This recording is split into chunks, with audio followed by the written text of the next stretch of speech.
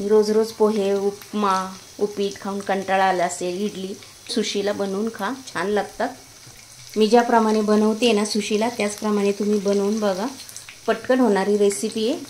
आज आपण इथे द स्पायसी कढई किचनमध्ये छान अशी मस्त एक रेसिपी घेऊन आलेलो आहे, ती म्हणजे सुशीला। आता ही सुशीला कशी बनवायची चला आपण इथे लगेच बघूया।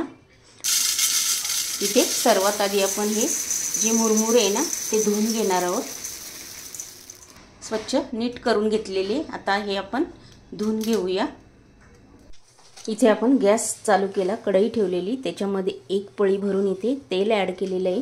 इथे शेंगदाणे इथे छान खरपूस भाजून घेणार आहोत आणि मीडियम गॅसवरच आपण हे छान खरपूस भाजून घेणार आहोत, एक गोल्डन कलर येईपर्यंत। गोल्डन कलर आलेले आहे। आता आपण ह्याच्यामध्ये फुटाण्याची डाळ आहे ती ॲड केलेली आहे, ती पण आपल्याला ह्याच्यामध्ये छान फ्राय करून घ्यायची आहे।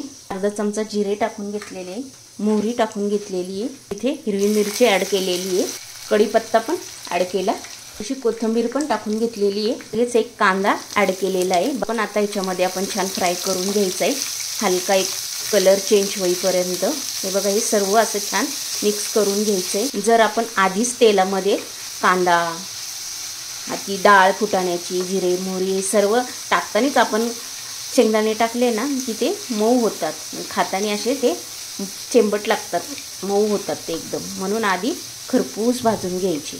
हळद टाकून घेतलेली आहे, ते गरम मसाला ॲड केलेला आहे, अर्धा चमचा इथे धनेपूड टाकून घेतलेली। गरम मसाला तुम्हाला आवडत असेल तर टाका, ऑप्शनल आहे। चवीनुसार इथे मीठ टाकून घेतलेलं आहे। आता आपण हे सर्व छान मिक्स करून घ्यायचं आहे, पूर्ण जेवढं आपण इथे कोरडे मसाले टाकले ना ते मिक्स करून घ्यायचे पूर्ण याच्यामध्ये। आपली फोडणी इथे तयार झालेली आहे बघा, छान या तेलामध्ये सर्व साहित्य जे घातलेलं होतं ना मस्त फ्राय झालेलं आहे। अर्धा चमचा तिखट टाकून घेतलेलं आहे, मिक्स करून घ्यायचं।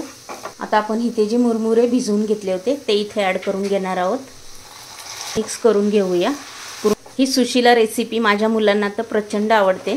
संध्याकाळी पण 4 ते 5 या दरम्यान आपल्याला एक भूक लागते छोटीशी, त्यावेळेला पण हे मुलांना मी बनवून देते, मुलं आवडीने खातात। नेहमीपेक्षा नाश्ता पण वेगळा आणि चव पण वेगळी, नक्की ट्राय करून बघा तुम्ही। आपल्या ह्याच्यामध्ये फरसाण, शेव, तुमच्याकडे जे काही असेल ते ह्याच्यामध्ये ॲड करून घ्यायची, कोथिंबीर पण ॲड केलेली आहे, छान मिक्स करून घेऊया। हे सुशीलाची रेसिपी तयार झालेली। ही माझी रेसिपी आवडली असेल तर पटकन लाईक करून घ्या, चॅनलवर जर नवीन असेल तर सबस्क्राईब करून घ्या। हा व्हिडिओ तुमच्या मित्रमैत्रिणींनाही नाश्त्यासाठी छान उत्तम पर्याय शेअर करा। छान रेसिपी घेऊन आपण नेक्स्ट व्हिडिओमध्ये पुन्हा भेटूया, तोपर्यंत बाय।